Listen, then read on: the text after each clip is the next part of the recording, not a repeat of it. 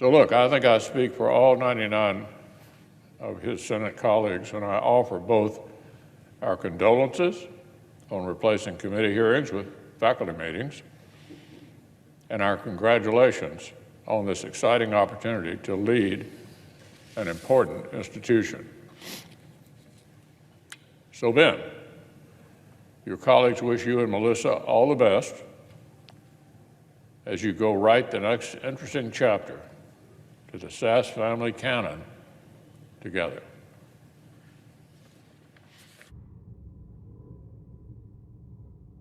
Thank you, Leader. Mr. President. Senator from Nebraska. Thank you, Mr. President. Mr. President, I rise to speak from this floor for the last time.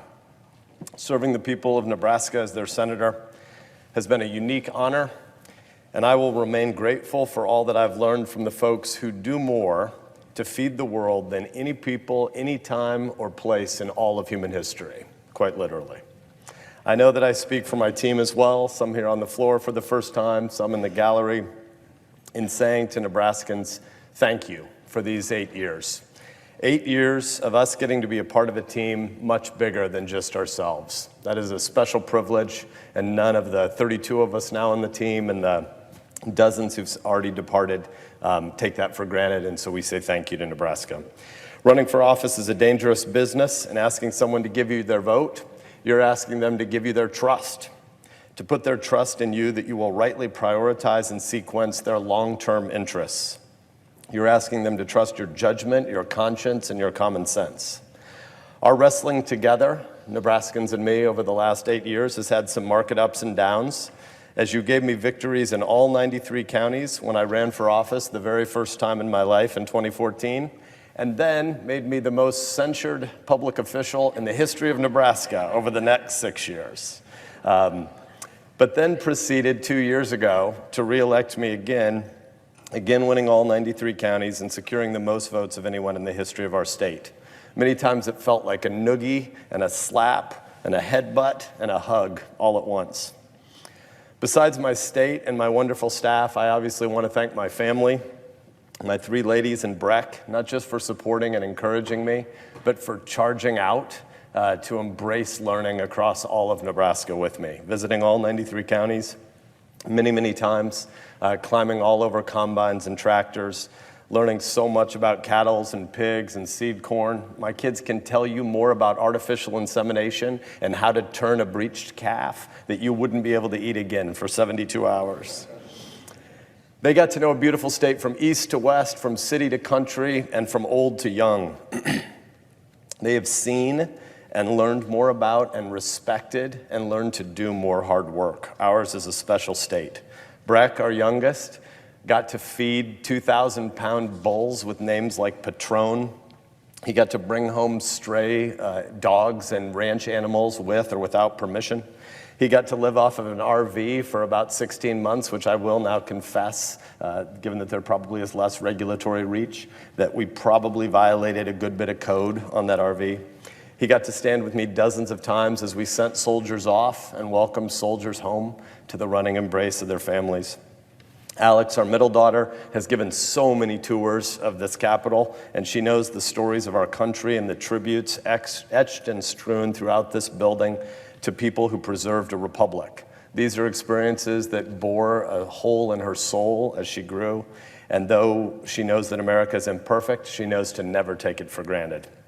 Corey, our eldest, had a chance just this last summer to join me at the Polish-Ukrainian border, joining groups who were visiting soldiers in hospitals who'd given their limbs to defend their homes, coloring and drawing pictures with orphans whose parents won't come back because of an evil man who thinks he can seize land that is not his. She drank vodka with Ukrainian officers. And most importantly, Melissa, I have missed hundreds and hundreds of family dinners, both the good and the bad, the tears and the laughter at that table. And I want to thank you for loving me, for forgiving me for those missed dinners, for your giant brain and your bigger heart, for your conviction and your love of passing on an inheritance of liberty to the next generation, and for a shared growth mindset. And I know you'll kick my butt if I tear up. Melissa and I, as Nebraskans understood from day one on the campaign bus back in 2013, never planned to spend a lifetime in Washington. That's not what our founders envisioned for the people they would send to the federal city. They envisioned rather congressmen, senators, and presidents who thought of D.C. as a temporary stay. Washington is a place to do a good bit of neighbor-loving work, but then to go back home to the more permanent work of life in flesh and blood whole communities. Americans in the 1870s, in their canon, actually knew well the story of Cincinnatus. They named towns after him, who took up the burden of power in a shaky Rome, then exercised it responsibly to restabilize things, and then laid it down again to go back to his vegetable garden, which was the real world. Our founders envisioned citizens who would govern themselves, not be governed by a distant imperial city, who would, as George Washington said, and then repeated here as we recite every year in the Washington Farewell Address, that folks would sit safely under their own vine and fig tree again. We're a long way from that picture, of course. The vast majority of Americans now say it feels like we're in decline. 80% of folks on the left, north of 80% of folks in the middle, and fully 90% of folks on the right tell pollsters that they think the country is not just headed in the wrong direction, but perhaps permanently in decline. I'm going to argue in a moment against the pessimism of our age, but we should first acknowledge that there are legitimate big reasons that people are worried. Fatherlessness, the epidemic of opioids, the deaths of despair, the loss of community, the foreign policy humiliations, the ugly inflation. It feels like we're inundated with terrible news. And at a time when folks feel so disoriented, when the future seems obscure, when danger seems to be signaled from every direction, it's not surprising that false prophets of power would suggest that the only answer is more centralized power. I alone can fix it.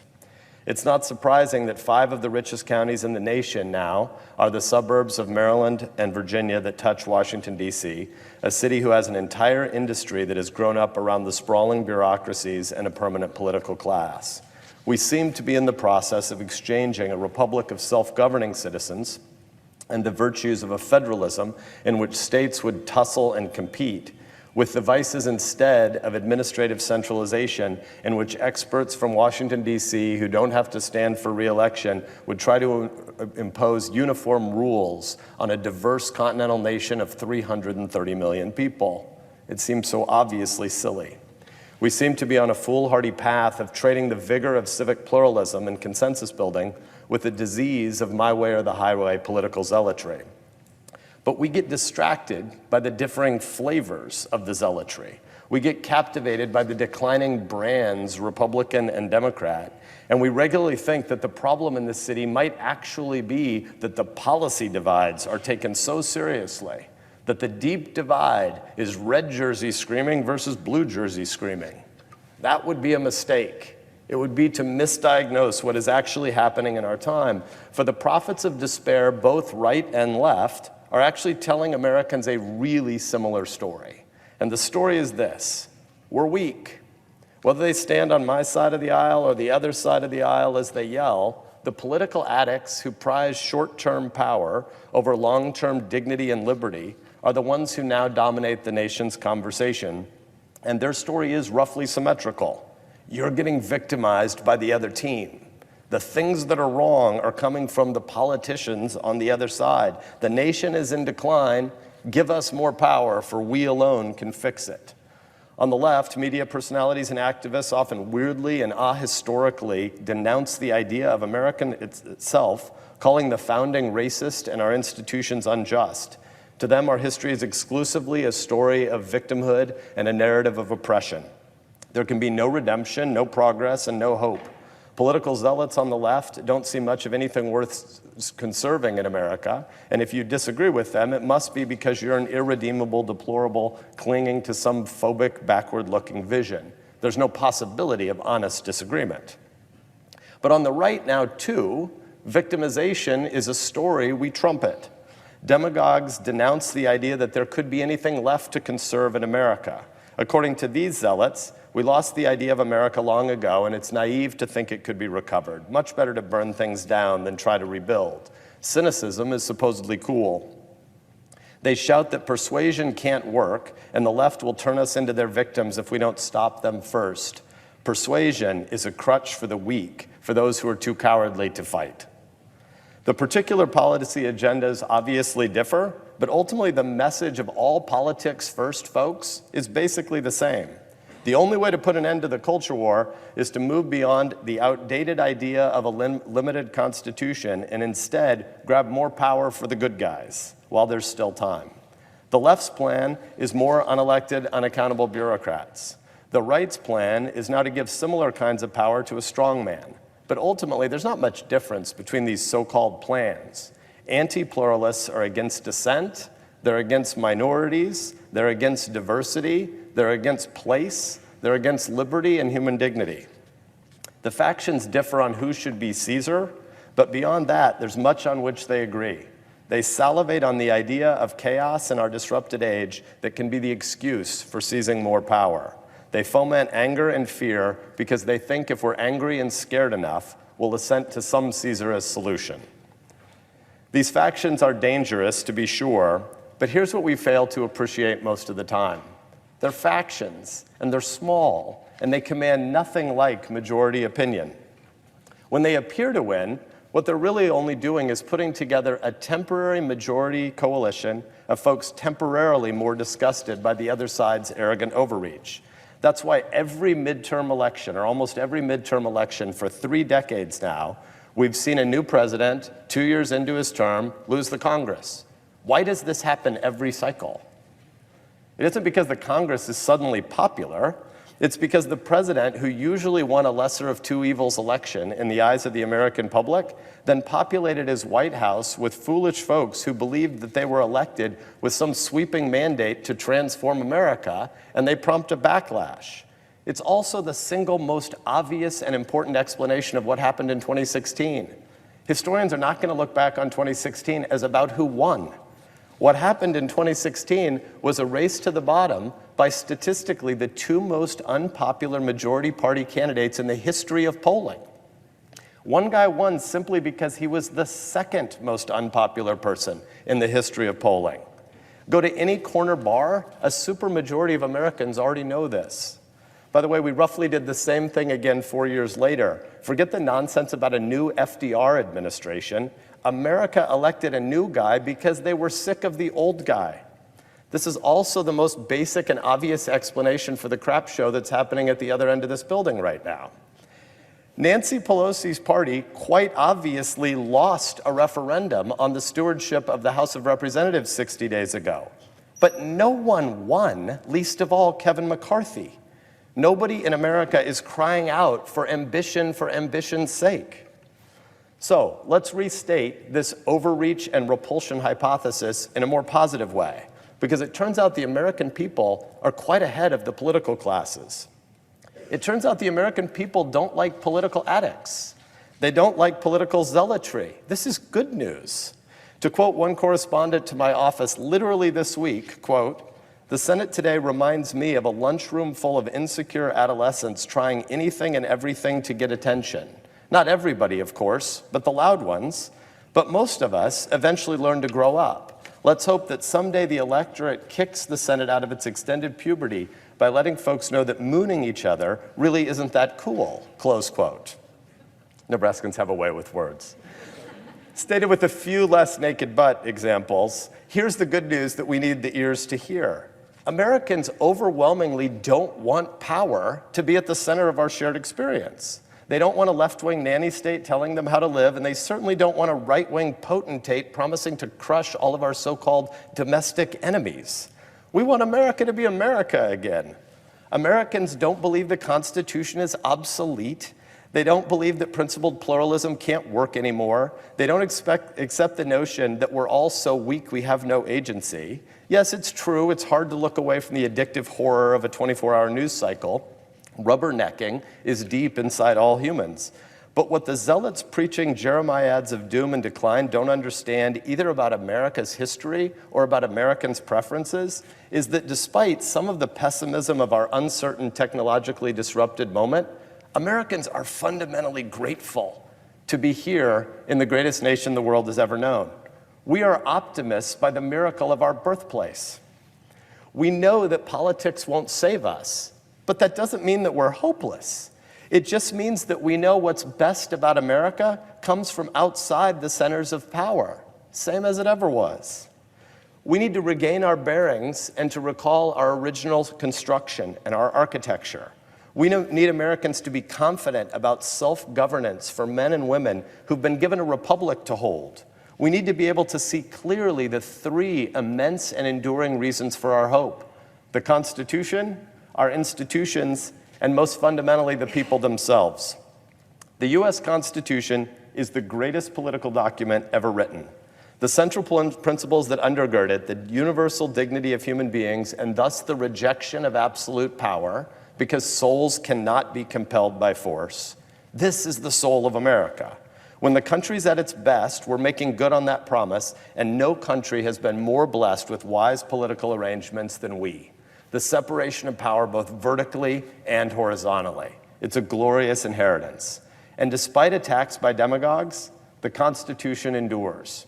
At the convention in Philadelphia, George Washington called this document the standard to which the wise and the honest can repair.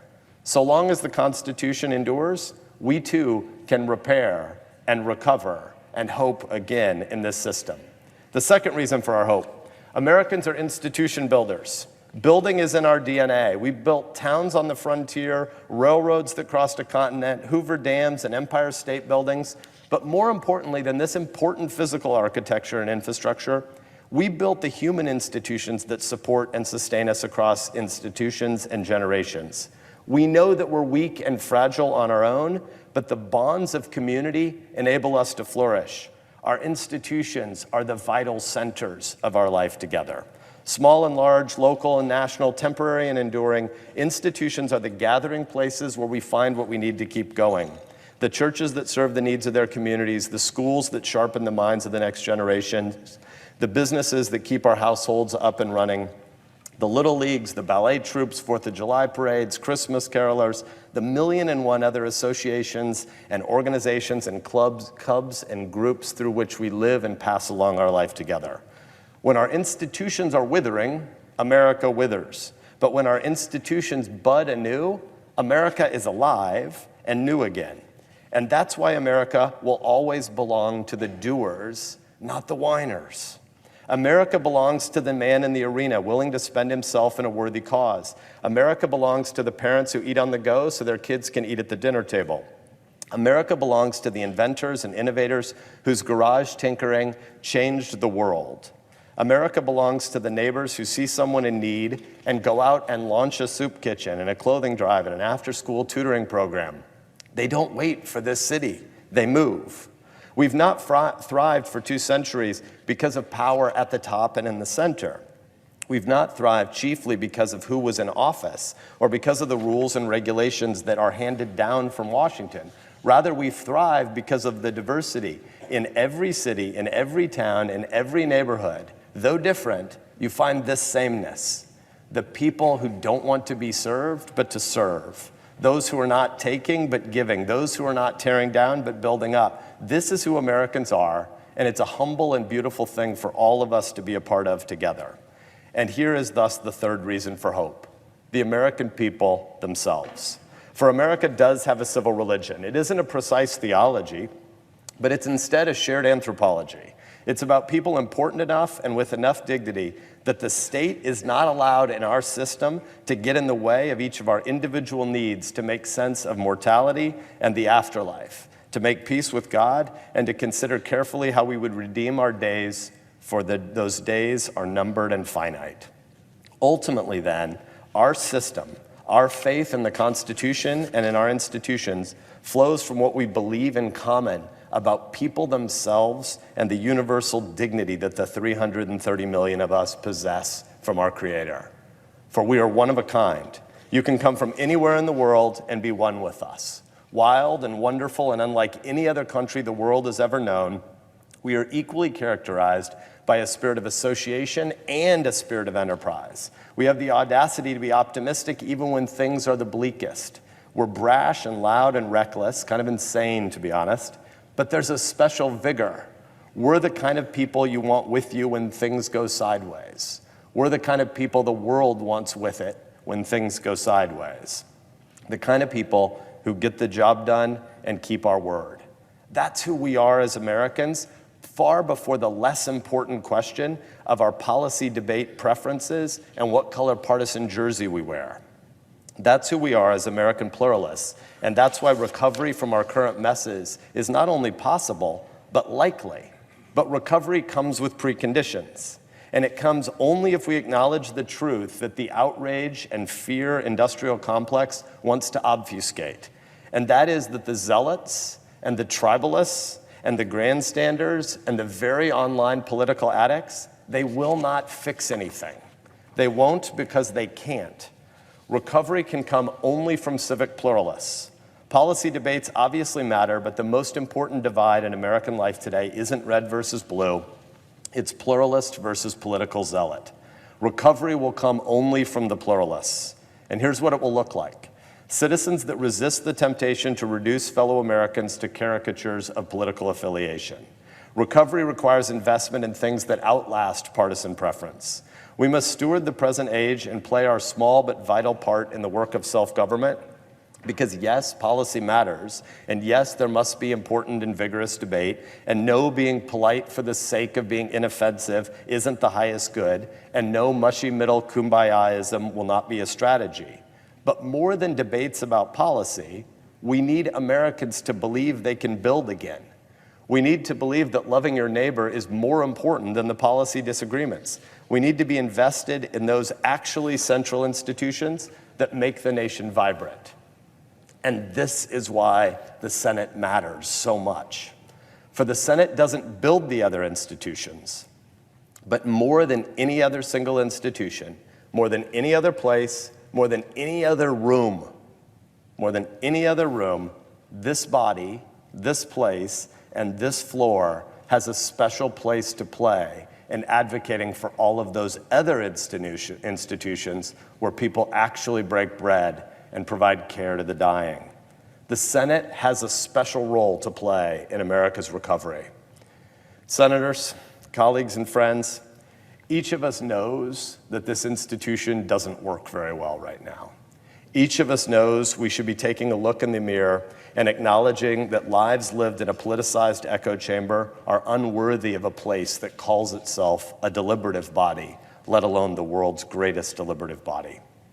Too many of the so-called debates here aren't debates at all, not in the way that Webster or Clay, Dirksen or Chase Smith could even recognize. When we're being honest with each other, which usually means when we're in one of the very rare occasions where cameras aren't present, we all know that a big chunk of the performative yelling that happens here and in every hearing room is just about being booked for even more performative yelling at night on TV. It might feel good temporarily, a little dopamine hit to fire off a clever tweet or get booked on a supposedly prime slot, but honestly, almost nobody's watching and the share is getting smaller. Run the numbers. 99% of political tweets come from 5.5% of Americans. The primetime lineups of the 3 biggest cable networks almost never hit 2% of the public. So much of the performative BS that happens around here is about getting invited on shows that don't have an audience. These small, narrowly targeted programs run on outrage. It is infotainment fuel. Nobody goes viral for talking about policy trade-offs, and hardly anyone gets booked for a nuanced debate. It is performative, and it's beneath the calling of those called to serve in this place. A lot of us behind closed doors, when the cameras are off, say that we want a different Senate. We want a place that prioritizes long-term legislation that looks at the nation's most fundamental challenges. A lot of us want an institution that takes seriously the rise of an expansionistic, militant, imperialist China and debates the best paths to attacking that challenge. And that does happen, but it happens in the Senate Intelligence Committee, which is both good, but also a cautionary tale about our more fundamental problem. Intel works largely because we have no cameras there to reward performative grandstanding. Intel works because it's classified and because it has the excuse of being classified. So where will be the meaningful, beyond tribal debates about the hollowing out of local communities, about the increasing deaths of despair? Where will we debate how we can more effectively address the crisis of family formation and the crisis of our long-term debt? What we say we want and what we actually do here are worlds apart. Senators get cowed by threats from social media mobs, advocacy organizations, small dollar donors, and cable hosts. Senators learn when they're up for re-election that they're supposed to have kept their heads down, not rocked the boat, not talked about long-term issues, and take the path of least resistance to surviving the next election cycle. And that is making this body increasingly irrelevant, something none of us actually want. But there really is no substitute for the Senate. If recovery is going to come, it will mostly be built in local institutions in a million different ways, but the Senate is an essential ingredient to enabling that. No other place can serve the purpose of this room. Some people, including weirdly some who serve in this body, think that the public square has migrated online, that you can substitute debate of humans who actually know each other and take a long-term perspective with social media and with tweets. They're lying to themselves. Twitter is awesome for sports, to be clear. But if it serves any broader public purpose, it's basically just a public reminder of the lunatic asylum that is potential in all social contagion. Digital space cannot recreate what this chamber does, and hard thinking can almost never happen in 280 characters. We've always had angry people, we've always had crazy people, but what's new in our time is that those who are politically addicted, being more willing to shout down more balanced people, have new tools at their disposal to privilege the politically abnormal over the normies. It would be a disastrous mistake for the Senate to give similar disproportionate voice to the loudest and the angriest, not just because the founders created this institution largely as a warning against the dangers of zealous faction, but also simply because the data clearly shows that the angriest are not at all representative. Most of our constituents don't like the loud and the angry. We're a bell curve nation, and a tiny, tiny share at each extreme of the tail is getting almost all of the attention. At one level, I'm just making a boring, mundane argument for a certain kind of moderation, but I don't chiefly mean policy moderation. Let there be debates across the continuum from far left to center right to far right. Debate policy with vigor. But we need a different kind of moderation. We need a Senate that is characterized by tonal and dispositional moderation. And tonal and dispositional moderation flows chiefly from humility and wisdom, and for an awareness that we are ensouled and that souls cannot be coerced. And a government that recognizes and respects us as souls should elicit from each of us great gratitude. In this moment, what we need as a nation more than anything else is more gratitude, not more grievance. We Americans have been given so much to be thankful for. We are blessed with a limited government that exists to protect historic freedoms, stuff unprecedented on the world stage. Free exercise of religion, free speech, free assembly, a free economy. There are real injustices in America's past and in our present, and we cannot and should not overlook them. But the answer to injustice is never wallowing in or trying to inflame victimhood. The heroes of American history, the folks that we put in marble all around this Capitol, know that this country gets to write its own destiny. Generation after generation fought to make this a better and a freer and a more just place. And theirs is the example that we should follow. The folks like Abraham Lincoln, Susan B. Anthony, and Martin Luther King, they were too busy building. Let the same be said of those who would aspire to serve in this place. Let the Senate be the Senate again. Thank you, Mr. President.